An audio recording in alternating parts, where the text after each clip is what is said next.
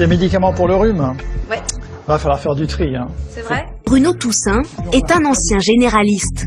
Selon lui, ces médicaments seraient inefficaces, voire dangereux, à cause de leur composition.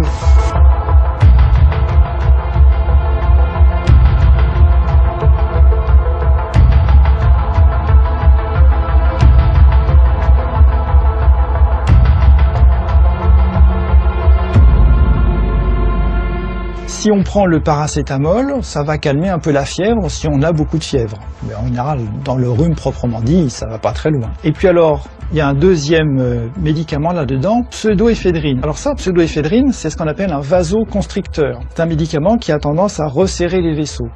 Alors ça diminue un peu les écoulements du nez et ça dégage un petit peu le nez. Ça fait pas des miracles, ça dure pas longtemps.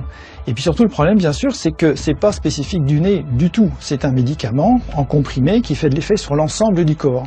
Donc ça a tendance à augmenter la tension artérielle et ça peut resserrer d'autres vaisseaux que ceux du nez, par exemple ceux du cœur ou ceux du cerveau.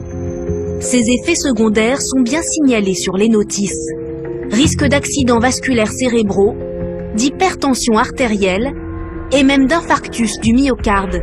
Les plus graves sont causés par ces vasoconstricteurs comme la pseudoéphédrine, une molécule présente dans la composition d'un médicament anti-rhume sur 2.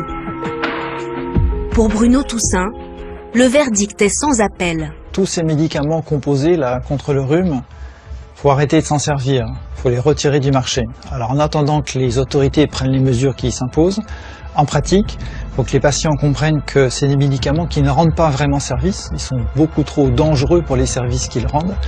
Il faut que les médecins le sachent aussi, heureusement il y en a qui s'informent, et les pharmaciens également.